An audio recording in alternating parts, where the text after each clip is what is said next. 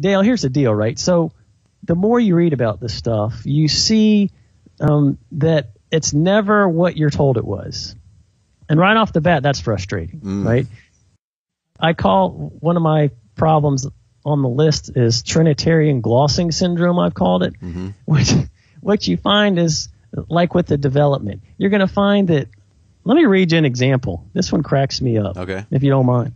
This is from James White, his book on the Trinity. And he's talking about 325. I read this, and I'm like, this is nuts. Anyway, the Nicene definition had to fight for its life, not on the basis that it was an infallible church council, and therefore had some special authority in and of itself, but on the only meaningful and solid foundation, its faithfulness to the Scriptures. That's not to say that the opponents of the deity of Christ fought on the same grounds.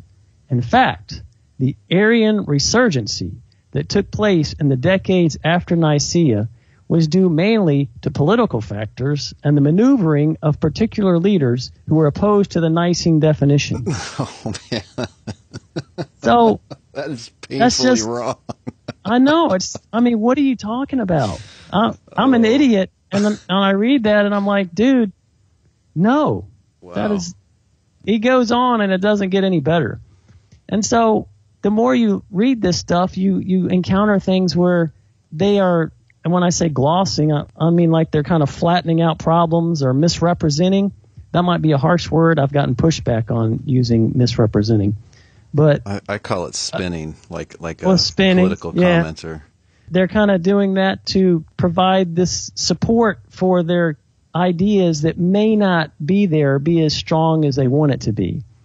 All right, so I'm just a regular dude in the church pew, and I encounter a scholar doing that. What am I to think? To me, it's a huge problem.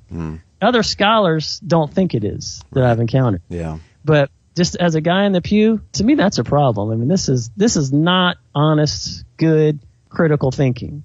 This is a spin. And I run into that constantly when I'm reading about the Trinity. I put one up about Swain and how he misrepresented Larry Hurtado. That jumped out at me like that. And I contacted Hurtado, gave him the quote. He responded back and said, nope, I've never said that. I don't think that. Yeah, this is a post at your blog, Odd and the Truth. Right. This dude is the president of a seminary, smart guy, Christian guy. Why would he do that?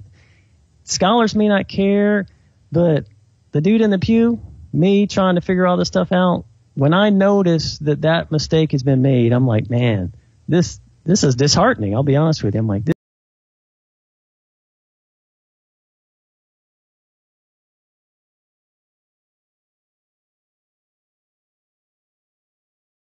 So Jesus, by the Council of Nicaea, ended up being God. Not a subordinate God, but God from eternity past. Christ had always existed as God and was equal in glory with God the Father. This is well beyond what you find in the New Testament in its affirmations of who Christ is. And it is so far beyond anything that came out in the teachings of the historical Jesus that you just wonder, is this the same religion? Is it the same religion? Jesus was preaching that there's going to be a judgment of God soon when God intervenes to destroy the forces of evil and set up a good kingdom on earth, and Jesus might have thought that he was going to be the king of this new kingdom. That was Jesus' teaching. Now the teaching about Jesus is that he was God, equal with God the Father, for eternity past, not just billions and billions of years ago, all the way back. There never was a time when he didn't exist with God as an equal with. That is so different. Well, yeah, it is different. Welcome to the historical study of Christianity. This is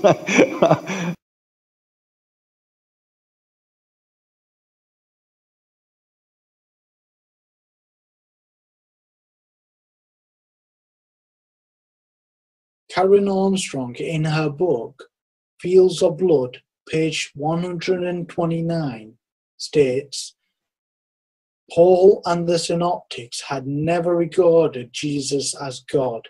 The synoptics here refer to Mark, Matthew, and Luke. Let me repeat, Paul and the synoptics had never regarded Jesus as God. The very idea would have horrified Paul, who, before his conversion, had been an exceptionally punctilious Pharisee. They all used the term Son of God in the conventional Jewish sense. So what's this conventional Jewish sense when it comes to the term Son of God? She states, Jesus had been an ordinary human being commissioned by God with a special task. Even in his exalted state, there was, for Paul, always a clear distinction between Jesus Kyrios Christos and God, his Father. The author of the fourth Gospel, however, depicted Jesus as a cosmic being, God's eternal word, Logos, who had existed with God before the beginning of time. This high Christology seems to have separated these congregations from other Jewish Christian communities. My basic case in my book, How Jesus Became God, and that I presented last night, is as follows. I don't think that Jesus himself called himself God during his public ministry. I personally don't think Jesus imagined he was God. He wasn't God. He was God's prophet.